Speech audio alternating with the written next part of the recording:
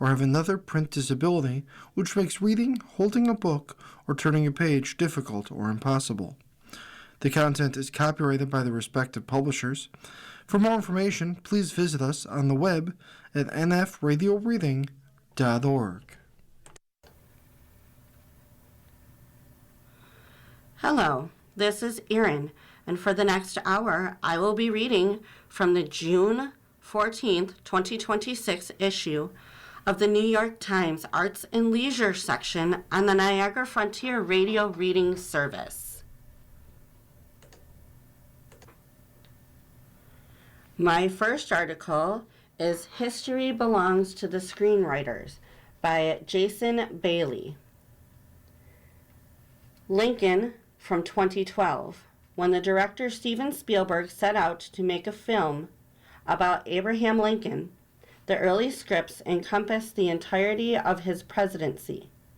But Spielberg and his screenwriter, Tony Kushner, wisely chose to focus on a single moment in Lincoln's life: the passage of the 13th Amendment abolishing slavery, and ingeniously used the struggle as an emblem not only of Lincoln the politician, but also of Lincoln the man. In doing so, this biographical snapshot tells us far more about its subject than the typical, shallow, cradle-to-grave biopic. Nominated for a dozen Oscars, Daniel Day-Lewis won for his towering work as the 16th president. Lincoln is, according to our critic A.O. Scott, a rough and noble democratic masterpiece. The Secret Agent from 2025, this loose-limbed thriller from the Brazilian filmmaker Kleber Filho, was nominated for 4 prizes at this year's Academy Awards, including Best Picture, Best International Feature, and Best Actor for Wagner Moura, who won that prize at the 2025 Cannes Film Festival. He stars as Marcelo, a former university professional who arrives in the Brazilian city of Recife circa 1977. His aims are mysterious at first, but there's a title of the picture to consider. Perhaps the greatest virtue of Filho's approach is his consistent sense of surprise, throwing in unexpected narrative turns and tonal shifts to keep the audience on its toes. Melancholy and funny, subversive and emotional, the film prompted our critic Manhola Dargis to praise the densely textured richness of its world. 12 Years a Slave from 2013, an Academy Award winner for Best Picture. This dramatization of the true ordeal of Solomon Northup, a free northern black man kidnapped in 1841 and sold into slavery, is a harrowing, heart-wrenching, visceral experience, brought to vivid life by the director Steve McQueen, the screenwriter John Ridley, who also won an Oscar, and the actor Chiwetel Ejiofor, who plays Northup with an absorbing combination of tragedy and tenacity. He is supported by a brilliant ensemble cast, including Benedict Cumberbatch and Michael Fassbender as plantation owners, one seemingly kind, one undeniably cruel, and Lupita Nyong'o, whose stunning work as a perpetually abused slave won her an Oscar for Best Supporting Actress. 30 Rock from 2006 to 2013. Tina Fey co-created and starred in this long-running NBC meta sitcom inspired by her own experiences as head writer for Saturday Night Live. It's written and played with the wink and nudge of knowing showbiz gossip and inside jokes, delivered at lightning pace. She came into her own as a performer over the show's 7 seasons, with the help of an unbeatable ensemble cast. Jane Krakowski as the show's uproariously vain star, Tracy Morgan as a gleefully hedonistic superstar brought in to boost ratings, Jack McBrayer as a delightfully naive network page, and especially Alec Baldwin as the gruff and cynical network executive in charge of the program. Catch Me If You Can, 2002. Steven Spielberg reunited with Tom Hanks and joined forces with Leonardo DiCaprio to craft this breezy, snazzy, giddily enjoyable caper comedy that is based on a possibly true story. DiCaprio stars as Frank W. Abagnale Jr., an unflappable con artist who passed as a doctor, a lawyer, and an airline pilot. Hanks is the buttoned-down FBI agent who's hot on his trail, and Christopher Walken nabbed an Oscar nomination for his atypically muted turn as Abagnale's hustler dad. Art critic Stephen Holden called it a smart, funny caper, while praising its strain of sly social satire. Next mini article, The Summer Hikaru Died. Television. This Netflix show tells the tale of a teenager in rural Japan who gets lost in the woods and comes out as something else. Adapted from the manga by Moku Makarin, the story is about fear, friendship, and faith that following your deepest desires must lead to something good. Next article is music. Xlove. My K-pop playlist is more than 14 hours long, and one of my newest obsessions is Xlove. The group's genderless concept, androgynous looks, and dance moves inspired by everything from ballet to bounce is groundbreaking, and Xlove's rhythmic songs reflect the global music sensibilities of the group's leader, Wumutu, an ethnic who speaks 4 languages. Mini article on books. Watership Down. A few years ago, my friends and I started a club where we read only middle school books. I chose Richard Adams' Watership Down, the 1972 classic about rebellious rabbits, because it was one of nerdy tween Lauren's favorites. The text is dense but beautiful and features the rabbit's lovely Lapine language that Adams created. Next mini article is cookbooks. To Die For, a cookbook of gravestone recipes. Ever wanted to know what a dead woman's cookies tasted like? No, just me? For years, I followed Rosie Grant, who travels the country tracking down headstones chiseled with recipes. Last fall, she finally put them in a cookbook, which also lovingly commemorates the lives behind the recipes. I can't wait to try Grandma Big's glazed blueberry pie. Last mini article is about a film, Muriel's Wedding. Muriel's Wedding follows Muriel, played by young Toni Collette, who is desperate to get married. The cover is giving rom-com. A bride, smiling, is showered in confetti. But it's one of the most brutal, beautiful, ugly, and honest movies I've seen in years. Watch it with your bestie and be prepared to laugh and cry and laugh again. Article, Dulce Sloan dissects Korean TV shows. A life on the road is not for the weak. That's why Dulce Sloan, a stand-up comedian who also preaches the perils of dating broke men, sticks to a routine that keeps her healthy and sane. I've been a full-time comic for 10 years, she said in a phone interview. I've been on the road for 10 years. So yeah, the physical of going from place to place every day, it's one of the hardest parts. From Thursdays to Sundays, Sloan usually schleps around the country, performing in comedy clubs. The grind continues this summer, and tour dates in Connecticut, Kentucky, Missouri, and Texas. Sloan, who won an Emmy in 2024 as part of the team at The Daily Show, shared some of her favorite things. These are edited excerpts by Derek Bryson Taylor. 1.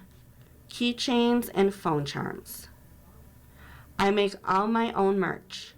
I have a whole craft room in my house, and I've always been a crafter. I can bring some of the beads with me and make stuff while I'm on the road. I make them out of pony beads and silicone beads. 2. Coloring books.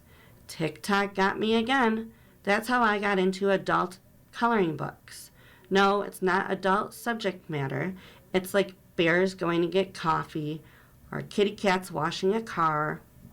I bring the coloring books on the road to really relax. Coco Wyo is a very popular company. One of their books is called Into Gardens.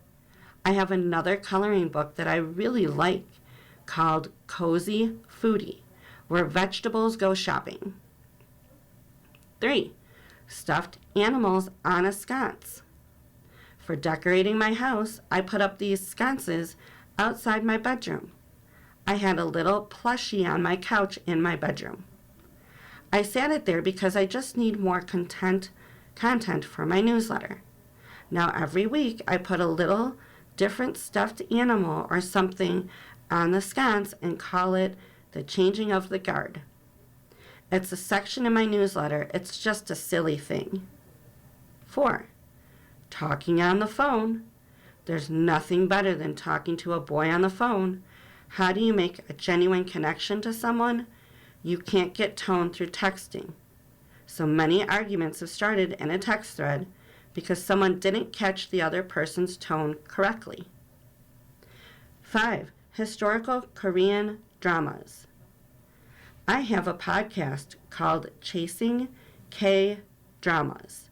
I do it with Chrissy Choi. The best part of watching those historical dramas, it's nice to see people in the past, and there are no white folks. All of our context of the past is through white people. It's nice to know people had a history that didn't include white people. 6. Cozy murder mysteries. When I say cozy murder mysteries, I mean Father Brown, Murdoch Mysteries, and Death in Paradise. I don't do the ones where it's always nighttime and the detective has a drug problem. I like the ones that solve crimes during the day. I enjoy watching them just because it's a nice way to have a little puzzle for yourself. 7. Acupuncture. I got into acupuncture because I got very sick at the beginning of 2026. I go once a week. I only go to my person. I'm usually in Los Angeles Mondays, Tuesdays, and Wednesdays. I'm on the road Thursday through Sunday, so I always schedule my appointments on a Tuesday or a Wednesday. 8. Mom. She's a silly lady, and she always says we grew up together because she was 21 when I was born. We'll sit in the living room and watch our favorite mystery shows together. I get my sense of how I should be treated and how people should be treated from my mom. 9. Walking around in my underwear. I pay the mortgage. Regardless of where I've ever lived, I'm going to walk around in my drawers. Because why would I be fully dressed at home? As soon as I get home, I'm changing my clothes. There's no way I'm walking around in outside clothes in my home. And 10. Daydreaming. When I think about daydreaming about my future, it's like future children, but also continuing to do the work. I got a new therapist, and doing acupuncture and all of these things, being on the road and being by yourself so much, is really hard. You are listening to a reading of articles and features from the New York Times Arts and Leisure section of the Niagara Frontier Radio Reading Service. Next article, Designer's Lesson in Stealing a Scene Using Only a Bank. David Corin's set for the play Dog Day Afternoon is a feat of both artistry and mechanics by Milena Rizik. How do you recreate the setting of one of the most infamous bank robberies of the past half century, one that lived on not only in counterculture lore, but also on celluloid and classic film. For David Korins, the scenic designer of the Broadway adaptation of Dog Day Afternoon, the answer arrived heavy and on a pivot. The show opens on the nondescript brick-walled exterior of the bank, a solid, seemingly immovable set for which Korins earned his 5th Tony nomination. But on cue, all 27,000 pounds of it rotates, turning and traveling forward to fill the stage with the familiar interior. Teller's windows, a manager's desk, and looming in the background, the vault.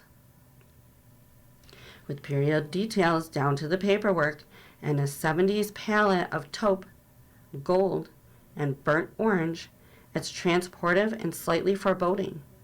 The employees finishing their workday will soon become hostages. The challenge, Korins said during a recent tour of the August Wilson Theater stage, was enormous because of the impact that space had to have on the narrative.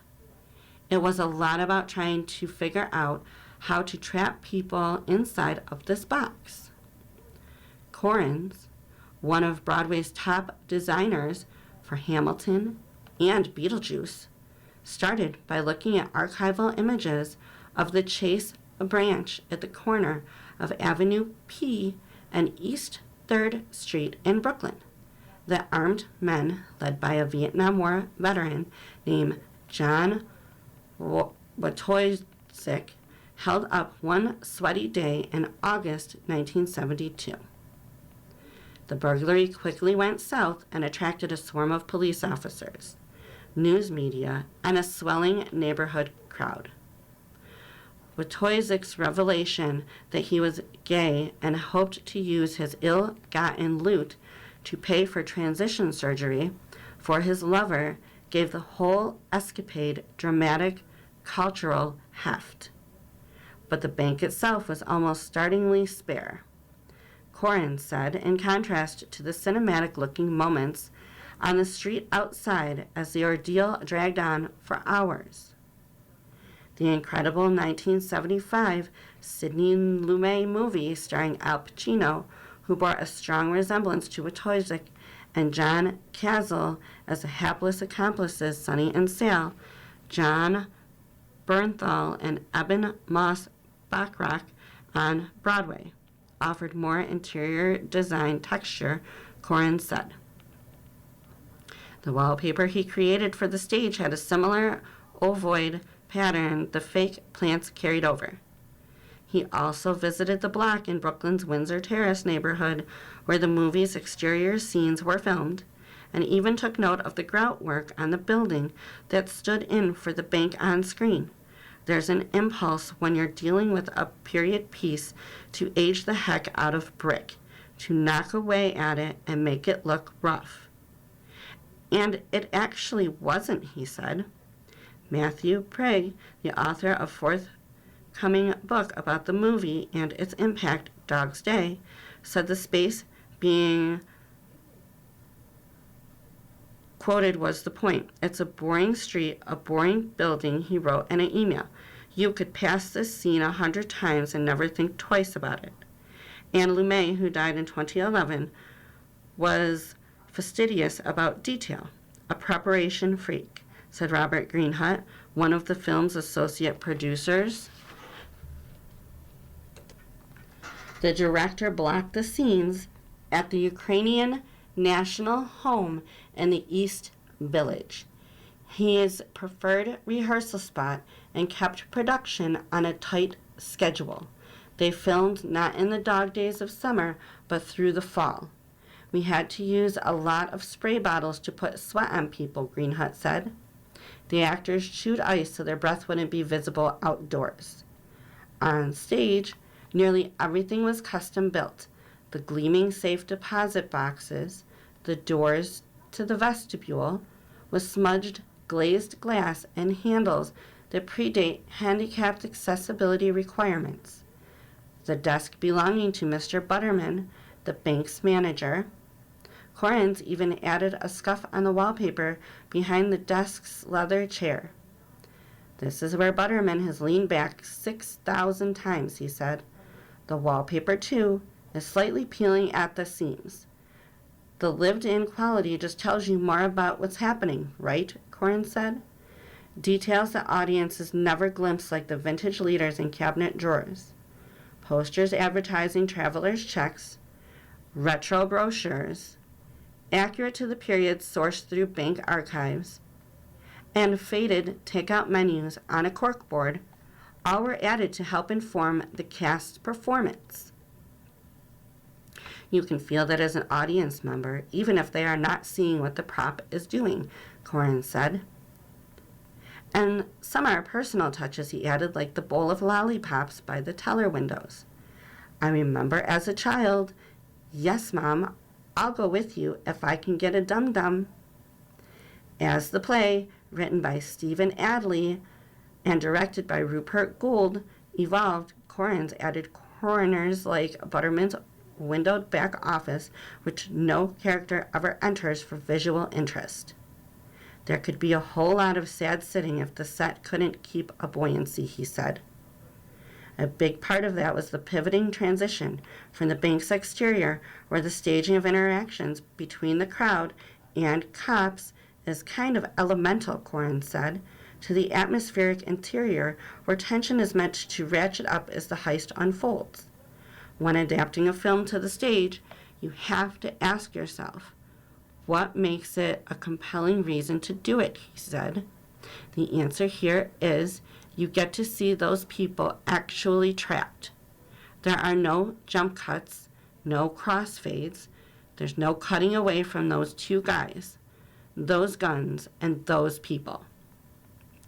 Even when they are not in the scene, the actors in the bank never leave the set, and they can be glimpsed through the glass doing what Corrins called silent storytelling. As for the revolving design, it was a technical feat. A scene shop in Beacon, New York was enlisted to build a whole new axis of sub-floor motors. The set, which is about 36 feet wide, 17 feet tall, and 31 feet deep, was too big to rotate on the usual pair, especially with the weight of the furniture and the cast. Lights and other elements had to be affixed so they would not sway. Everything that's not bolted down, John Berthnall throws around, Corrins said, pointing out a dented floor ashtray as he gave a tour of the set. It went off track only once during a rehearsal, he said, when a corner of the facade skidded into a back wall. The mechanism was immediately fixed. Corrins did, originally, sketch some designs that were easier to execute, sliding panels and columns that simply lifted to reveal the scene. But, he said, that version of the bank didn't feel hard to rob, or like it was standing for an institution, a metaphor for the country or the government. It felt, he said, like a nice theater set. In the show's narrative, Sonny is an anti-hero, battling as an individual, systems designed to thwart him. Though it is apparent, almost from the start, that he won't succeed, said Prigg, the Dog's Day author, you have his moments along the way where he is the one in charge, a broke and busted gay American telling the cops what to do and humiliating all these forces that have always had their foot on so many necks. So, how do you tell the story of a bank robber's rare, if fleeting, power? You move the bank. You are listening to a reading of articles and features from the New York Times Arts and Leisure section on the Niagara Frontier Radio Reading Service. The next article, A Radical Vision and an Artistry That Still Matters, looking back on Martha Graham's unique style on the 100th anniversary of her first solo performance by Gia Corliss. Martha Graham didn't choose to be a dancer. She was chosen. And with that, she wrote in her memoir, "You live all your life." But there are dancers, and then there are dancers. The kind that shoot sparks through your insides. The kind that erase the tired from your eyes. The kind that quicken your pulse to the point that you feel you've just danced yourself. This was Martha Graham, but she did not stop there. You're like a horse that runs on a muddy track, her father once told her. Through sheer force of will, she had to have been a little crazed. Graham, with the mud runner's determination, invented an American art form. Modern dance wasn't just a barefoot step away from popular forms like ballet and vaudeville. It was a new expression, and within its raw angles were psychological truths. Graham, 1894 to 1991, distilled human emotion into moving, living shapes. She found a way for dance to take up serious space in a bigger artistic world. She was a visionary, a choreographer who throughout her long career fought fascism, explored the American dream and its inherent tensions, and stripped Greek myths to their bare essence. She pioneered a dance technique so formidable, so flowing, and complete that it can be as fortifying to watch a class as it is to see a classic Graham dance. In the 1920s and 30s, Graham's female-driven dances ran away from traditional notions of beauty. They saw emotional truths through unflinching movement initiated from the pelvis. This alone was a radical shift, and her searing Steps in the Street from Chronicle in 1936, created in response to the rise of fascism in Europe. Rows of dancers in long, dark dresses cross the stage, their bodies stark and stiff. They know suffering, and they know the scent of death. Graham became a luminary, she of the sculptural and crimson lips, but insisted there was one thing she was not. No artist is ahead of his time, Graham said. He is his time. Or, in this case, she. Dance is fleeting, is often referred to as the orphan art. It lives in memories, not in objects. But Graham's choreographic reach was long. She made an impact on the culture at large. She refused to dance at the 1936 Olympic Games in Nazi Germany. She was the first dancer reported to perform at the White House in 1937.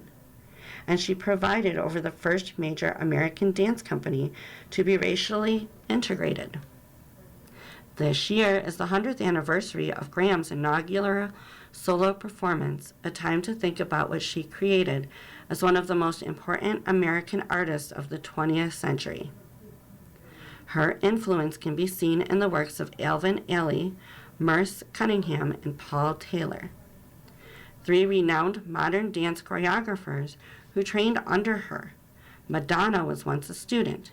She named her Madam X tour for the nickname Graham had given her. So was Twyla Tharp, who went on to forge her own brilliant path. Graham even lives in the experimental choreographers of today, who use somatic methods that connect the mind and body, encouraging internal awareness. Their dances look different, but the impulses are not so far removed. From the first performance in 1926, her choreography landed like a bomb in a landscape where vaudeville and ballet ruled the day. Graham's legacy is still going strong, as made evident in the company's recent season at New York City Center. Her company is the oldest dance center. Her company is the oldest dance group in the country, even if newer repertory has been a consistent weak spot.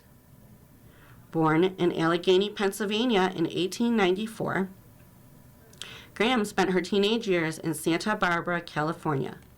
It was in California that she saw her first dance performance by Ruth St. Denis, a choreographer whose Orientalist works explored Asian mysticism.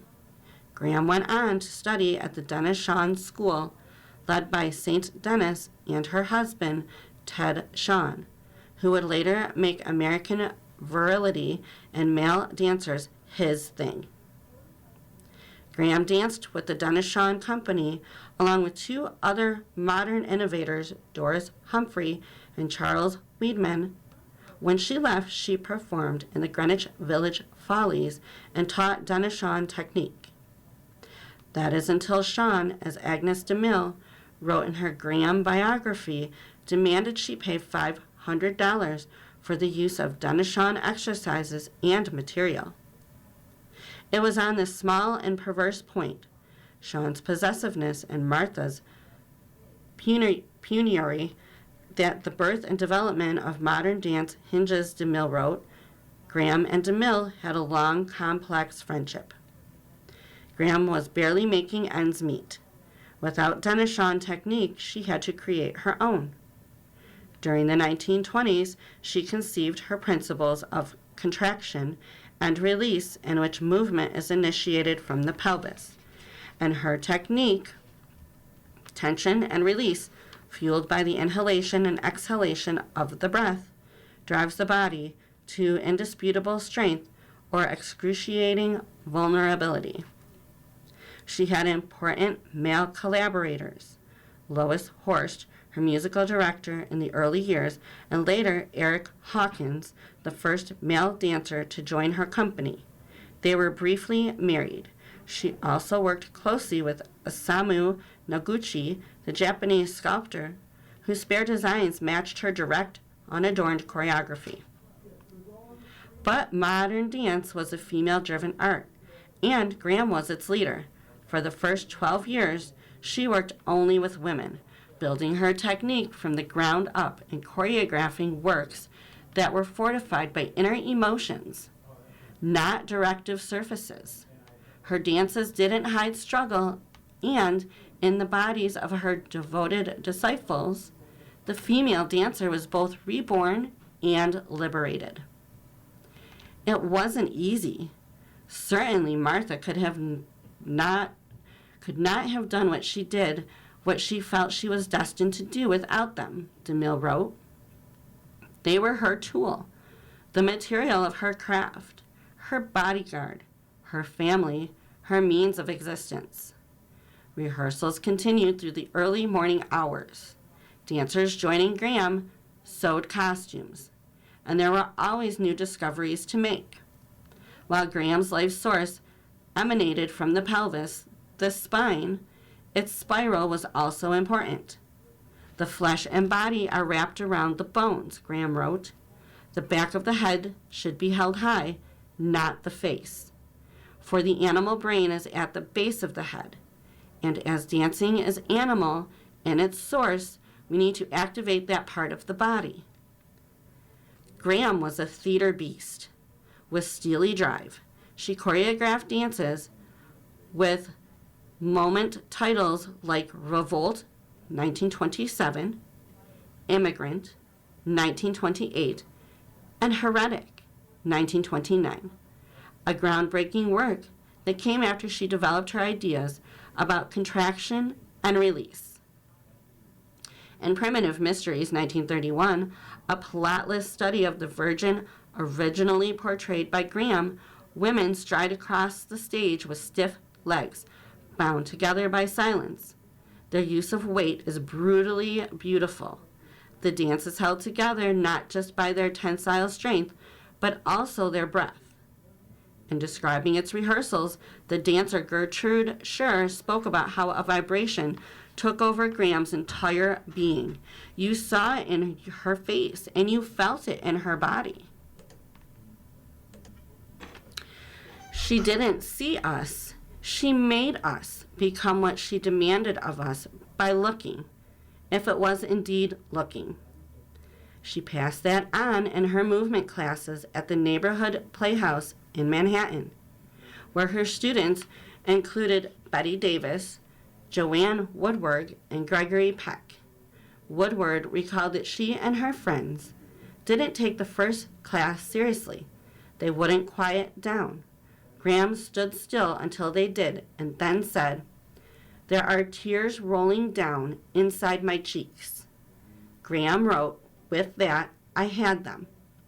They all wanted that kind of power and drama. Whether they got it or not was another matter. The women had timing and psychological insight. Jack Ferver has brought a sense of that theatrical timing and structure to the excellent exhibition Martha Graham, the Mother of Psychological Dance, at the New York Public Library for the Performing Arts. It takes place in 5 acts. I really wanted it to have a container feeling of the psychic energy, Ferver said. The Graham work that Ferver, a choreographer and director, responds to most and considers most necessary now involves Graham's deep interest in psychology. How dance originating in an inner life was not only different but radical, and how her dances opened up the human experience in the contract of catharsis of live performance, Ferver said. There was such an ask that Graham had to have for her audience. I feel that Freud gave to modern psychology as what Graham gave to dance. But her artistry could be spoofed too. She was that well known, as Danny Kaye did in choreography in White Christmas, 1954. In The Birdcage, Robin Williams moves through the history of dance, from Bob Fosse to Graham to Tharp, in seconds. It's loving yet comedy fodder as he struggles to break free of invisible fabric. Graham designed costumes for 135 of her dances. There were 181 in all. That revealed a body's shape, desperate floor-grazing hemlines, and sensuous revealing ways. Later, Halston made costumes, and she wore his designs.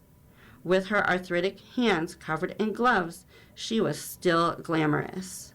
She modeled in what becomes a legend most, Black Glamour ad with Rudolph Nureyev and Margaret Fontaine. The ad met with less than enthusiastic reactions from those in the dance world. They want the legend to remain safe for them and predictable, something they can follow, Graham, then 83, said, but they have made one fatal mistake. They have confused honesty with self-indulgence. Graham never wanted to quit dancing. Eventually, she had to. A dancer dies twice, she said, once when they stop dancing, and this first death is more painful. Movement was her life, and 3 famous words passed on to her by her father, a doctor, served her well. Movement never lies. She took that phrase and ran with it as she explored for decades how the body could be a vessel to express the depths of the human experience. Life and dance could get ugly and uncomfortable, but that was the point. Dance is life. Life is dance, and life is messy. Graham saw dance as the hidden language of the soul, and because of that, a pathway into the mind.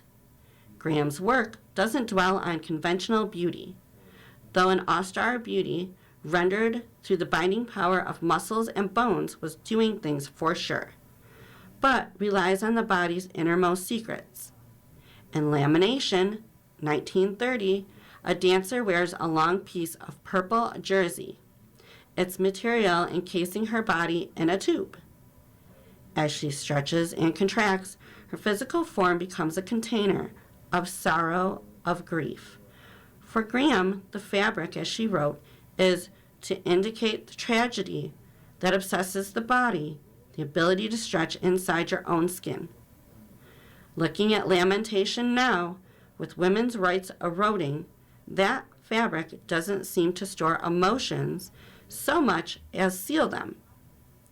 The dancer's arms are pinned under the material as, seated, she exposes her bare feet, her hands, and her face. Even if her body is a river of emotion, she's bound. Graham's early works, with their armies of women fighting for themselves and others, feel particularly relevant right down to that tube of purple jersey. As dystopian, you can writhe, you can thrash, but you can't break free because you aren't really free. A contraction in dance and in life is a tightening that always needs to be released. For the contraction, I see the heavens. For the deepening over, I see the earth, she wrote. For the release, I view earth over a cliff. For the high lift, I dwell within. Graham's use of the torso, that body part capable of forcefulness and sensuality, was no accident. It is the place from which power emanates. In the Graham technique, every fall is an excuse to rise. Article, Turnabout on a Fleeting Concept by Julia Halperin. You can hear and smell Meg Webster's latest exhibition before you see it. Walking up the stairs of Paula Cooper Gallery in Chelsea, there's a chorus of birds' chirps. Then comes the smell, a dusky, dense scent reminiscent of wet earth.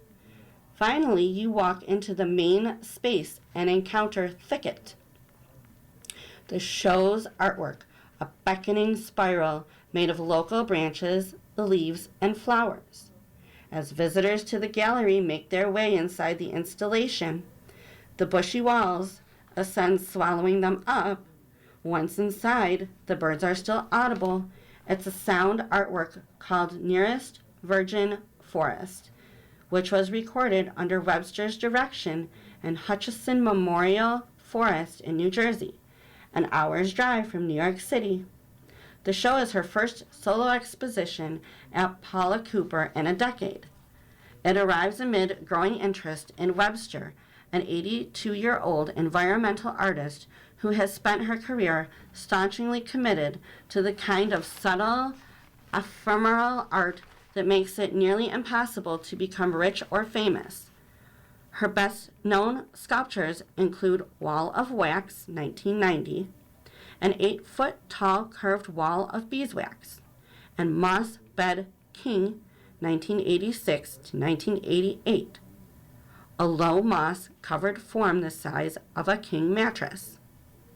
At the end of every exhibition, she destroys her installations and recycles or returns the materials to nature.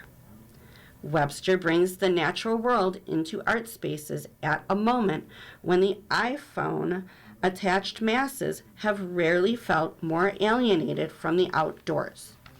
We're in a place in our country where people are afraid of nature, Webster said. When we meet at Paula Cooper ahead of the opening, they know it's beautiful when they're at a waterfall, but they're afraid of bugs and snakes. It does not help that amid climate change and increasingly frequent extreme weather events, nature feels more like a destructive force than a nurturing one. Webster hopes her work can restore faith. I want people to love the planet, she said. This summer, Webster will be included in exhibitions across the New York area. In addition to the Paula Cooper show, her work will be featured in a group shows at the Flag Art Foundation in Chelsea until July 31st, the Parish Museum in Watermill, August 1st to November 8th, and the church in Sag Harbor, June 20th to September 6th. The Sag Harbor exhibit will bring her moss bed back to life, if only for 11 weeks. The greatest challenge that she's faced is the same thing that makes her work so extraordinary. The director of Dia Art Foundation said, "I'm sure it has impacted her place in history."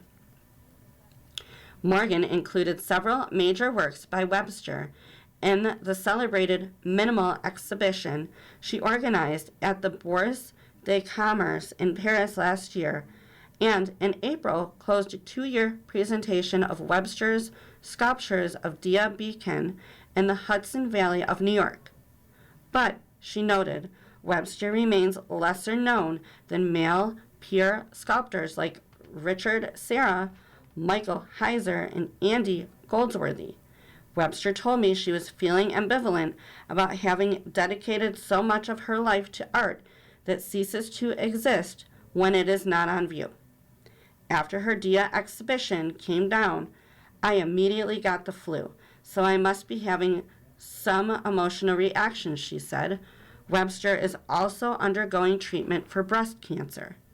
While she feels like she is getting stronger and is determined to beat it, she finds herself returning to the idea of creating art now that will outlast her. "I'm wondering if I don't want to have something more permanent," she said. She encouraged a visit to one of her permanent works. She has several, although they are a fraction of her output. Just a few minutes' walk from the gallery, Stonefield is a 2010 installation in Hudson River Park near West 24th Street, featuring rocks she selected carefully from nearby quarries and placed around the pier. On a warm afternoon, some of the boulders looked like seals sunning themselves on the shore.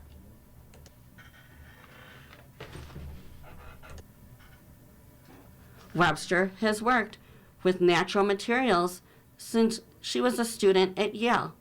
Her interest in immersive installations crystallized in 1983 after one of her graduate school professors shared an article in class about the danger of a Russian nuclear attack. The following year, she created an enveloping arc in hay that could hold several people at once. Imagine a Richard Serra-like form that is human scale and smells like a barnyard. "I'm just trying to counteract this notion of everything blowing up," Webster said. "There's so much destruction. I want people to feel good, but also to physically attend to objects." Webster's art requires more upkeep than most. Every few weeks, Paula Cooper's staff members replace some of the spiral's dried out branches with fresh ones bought from a local wholesaler. When the gallery presented Moss Bed at Art Basel in Paris last year, a staff member misted the work every morning and evening. The high-maintenance sculpture did not sell. Raised in New Hampshire and Virginia, Webster had a suburban childhood.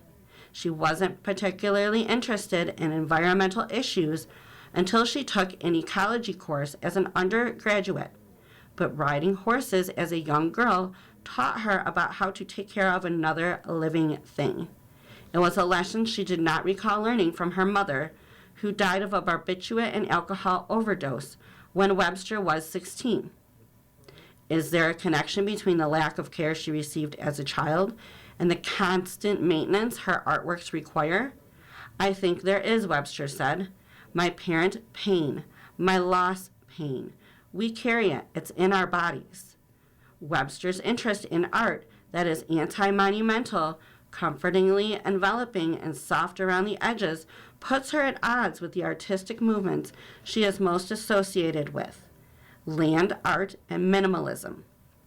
While she makes minimal forms, cones, cylinders, spirals, she is not interested in the industrial or mass-produced. Her work is in reference to that work and at the same time totally undermining it, Morgan said. Like other female environmental artists of her generation, including Mary Miss and Jodi Pinto, Webster works primarily in urban settings rather than the vast expanse of the American West. where many of her male peers were drawn.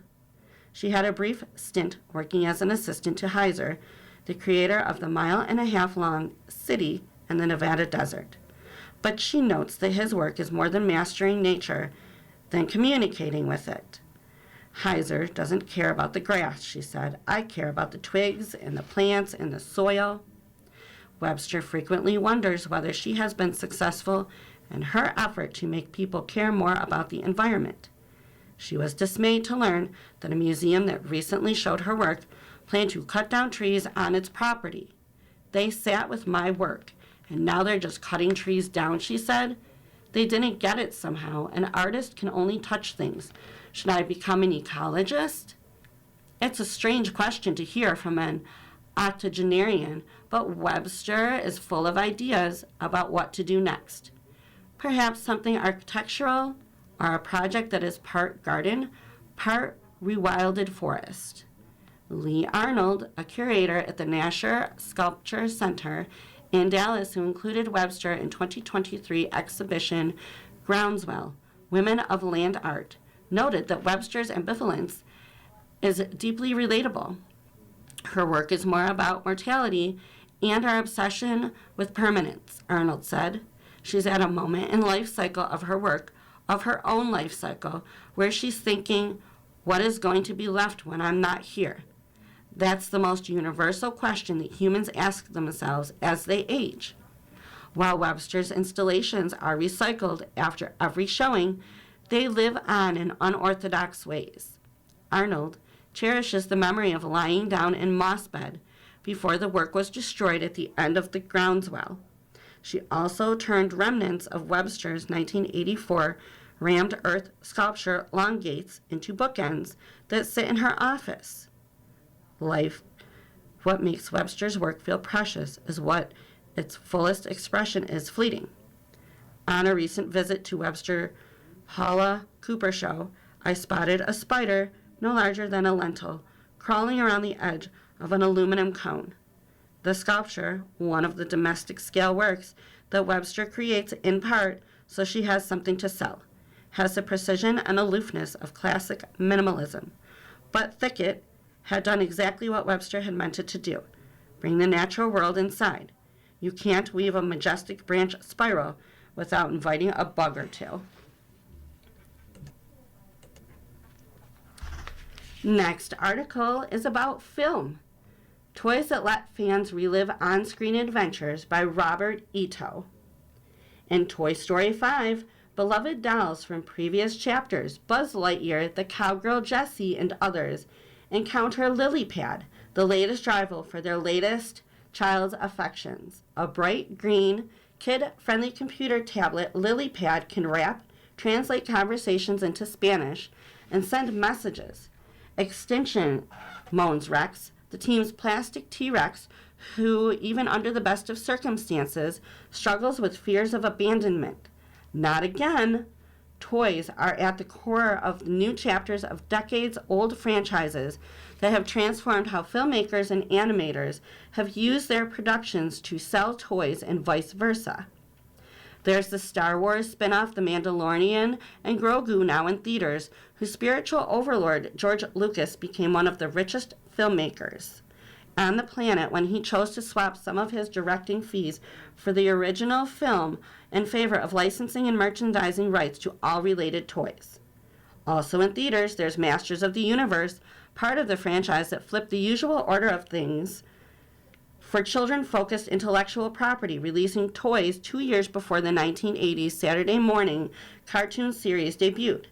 And on Friday, there's Toy Story 5, the newest sequel in a series that reignited sales of once popular products like Mr. Potato Head. While vastly desperate, the franchises have become inseparable from toys created to market them. Considering Masters of the Universe, when fans think of its sword-wielding hero, He-Man, they're just as likely to picture the improbably muscle-bound Mattel action figure as the animated cartoon or the 1987 featuring starring Dolph Lundgren. Such products have understandable appeal to children, said Meredith Bach, an associate professor in the Childhood Studies Department of Rutgers University Camden, and the author of Playful Visions, optical toys and the emergence of children's media culture. If they're watching shows or reading books on comics, any opportunity they have to expand that universe is exciting potential, she explained. Toys let you reenact scenes and storylines, but they also let you adapt them and make them your own in really interesting ways.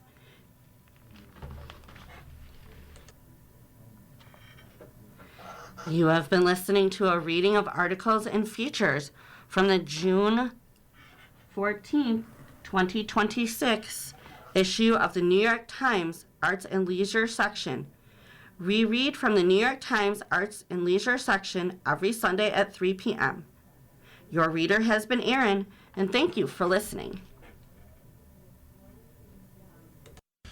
Coming up next in the Niagara Frontier Radio Reading Service, we have the re-airing of this morning's Buffalo News. Following that at 6 p.m. is the Buffalo News Viewpoints. Stay tuned for this reading and more throughout the day.